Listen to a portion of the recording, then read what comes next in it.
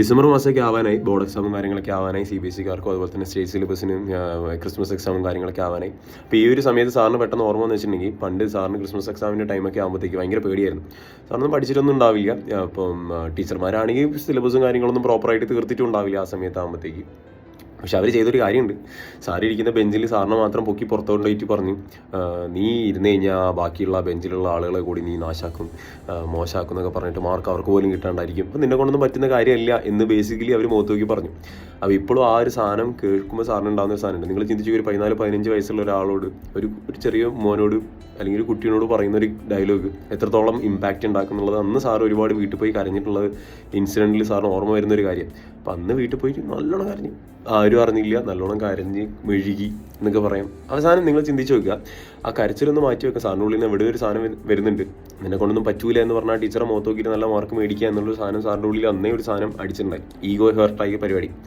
സ്വാഭാവികമായിട്ട് അന്ന് sir തീരുമാനിച്ചൊരു time table, ഒരു പ്രോപ്പർ ടൈം ടേബിൾ ഉണ്ടാക്കുക എന്നുള്ളത്. ടൈം ടേബിൾ ഉണ്ടാക്കാൻ പേനയും പേപ്പറൊക്കെ എടുത്തിട്ട് എഴുതി ഒട്ടിച്ച് സാറിൻ്റെ ചുമരും, സാറ് കിടക്കുന്ന കെട്ടിലിൻ്റെ ആ സൈഡിൽ ആ ചുമരിൽ സാറ് ഒട്ടിച്ച് വെച്ചു. ഓക്കെ, അന്ന് ഈ പശയും ഫെവിക്കോളും കാര്യങ്ങളൊന്നും ഇല്ല. സാർ ചോറും പെറ്റൊക്കെ എടുത്തിട്ട് ഒട്ടിച്ച് ഇങ്ങനെ വെക്കുക ചെയ്ത് വെച്ച് അതിൻ്റെ ആ പ്രോപ്പറായിട്ടുള്ള ആ ടൈം ടേബിൾ ഫോളോ ചെയ്തിട്ടാണ് സാറ് പിന്നീടുള്ള ഡേയ്സ് മൊത്തം സാറിന് ഒറ്റ മനസ്സിലുണ്ടായിരുന്നുള്ളൂ, ചാപ്റ്റർ കംപ്ലീറ്റ് ആക്കുക, പ്രോപ്പറായിട്ടുള്ള ടൈം ടേബിൾ ഫോളോ ചെയ്യുക, എങ്ങാനും അങ്ങോട്ടും ഇങ്ങോട്ടും ഒന്ന് മാറിക്കഴിഞ്ഞാൽ ആ എക്സ്ട്രാ ടൈം എന്ത് ചെയ്യുക, വേറൊരു കാര്യത്തിന് വേണ്ടി യൂട്ടിലൈസ് ചെയ്യുക എന്ന് മാത്രമേ സാർ വിചാരിച്ചുള്ളൂ. അപ്പോൾ പ്രോപ്പറായിട്ട് ടൈം ടേബിൾ ഫോളോ ചെയ്തുകൊണ്ട് മാത്രമാണ് സാറിന് നല്ല മാർക്ക് കിട്ടിയത്. ആ ടീച്ചറുടെ മുഖത്ത് നോക്കിയിട്ട് സാറായിരുന്നത് സാറേ എനിക്ക് മാർക്ക് ഉണ്ട് കേട്ടോ എന്ന് പറയാൻ പറ്റിയതൊക്കെ അത് കാരണമാണ്.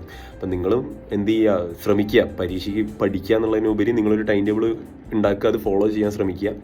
അതുപോലെ തന്നെ നിങ്ങൾക്ക് ഇനി പറ്റുന്നില്ലെങ്കിൽ ജസ്റ്റ് നിങ്ങൾ എന്ത് ചെയ്യുക, യൂട്യൂബ് ലൈവും ഇഷ്ടംമാതിരി ലൈവും കാര്യങ്ങളൊക്കെ ഹരിസാറിൻ്റെ ലൈവും സോഷ്യലിൽ തരുന്നുണ്ട്. അതുപോലെ തന്നെ ഒരുപാട് ഫാക്കൽറ്റീസ് ഒരുപാട് ലൈവുകൾ നിങ്ങൾക്ക് തരുന്നുണ്ട്, വീഡിയോസ് നിങ്ങൾക്ക് പ്രൊവൈഡ് ചെയ്യുന്നുണ്ട്. നിങ്ങൾ കണ്ടോക്കും യൂട്യൂബ് ചാനൽ. പക്ഷേ അത് കംപ്ലീറ്റ് ആവരുത്. നിങ്ങൾ സോഷ്യൽ മീഡിയ കുറച്ചൊന്ന് കുറയ്ക്കേണ്ടതായിട്ട് അത്യാവശ്യമുണ്ട്. നിങ്ങൾ യൂട്യൂബ് ലൈവ് കാണാൻ വേണ്ടി മാത്രം ഉപയോഗിക്കുക, വീഡിയോസ് കാണാൻ വേണ്ടി ഉപയോഗിക്കുക, പഠിക്കാൻ വേണ്ടിയിട്ട് മാത്രം. ഓക്കെ, അല്ലാതെ ആവശ്യമില്ലാത്ത കാര്യങ്ങളിലേക്ക് വേണ്ടി നിങ്ങൾ പോകാതിരിക്കുക. ഹരിസാറിൻ്റെ ടൈമിലൊന്നും സാറിന് ഫോണൊന്നും ഉണ്ടായിരുന്നില്ല, അതുകൊണ്ട് സാർ അങ്ങനെ പഠിച്ചു പോയി. നിങ്ങൾക്ക് ഇപ്പോൾ ഒരുപാട് ഡിസ്ട്രാക്ഷൻസും കാര്യങ്ങളൊക്കെ ഉണ്ട്, അപ്പോൾ അതൊന്നും ഒഴിവാക്കാൻ ശ്രമിച്ചാൽ മതി. അപ്പോൾ നിങ്ങളെ ആരെങ്കിലും കുറച്ചിൽ പറഞ്ഞിട്ട് ഇപ്പോൾ നിങ്ങളിപ്പോൾ പുറത്ത് നിർത്തിയിട്ട് നിന്നെ കൊണ്ടൊന്നും ആവില്ല എന്ന് പറഞ്ഞ ഡയലോഗിന് വേണ്ടി വെയിറ്റ് ചെയ്യേണ്ട കാര്യമില്ല. ആരും പറയാൻ വേണ്ടി അങ്ങനെ പറയാനൊന്നും പോകുന്നില്ല.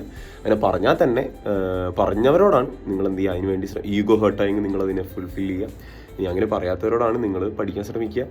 എല്ലാവരുടെയും ലൈഫ് ഒരുപോലെ ആയിരിക്കില്ല, എല്ലാവരുടെയും ലൈഫ് ഒരുപോലെ ആയിരിക്കില്ല മുന്നോട്ട് പോകുന്നുണ്ടാവും. അപ്പോൾ പഠിക്കുക. അപ്പോൾ അത്രയും സാധനം പറയാനുള്ളൂ. നന്നായിട്ട് നോക്കുക കേട്ടോ. ബൈ.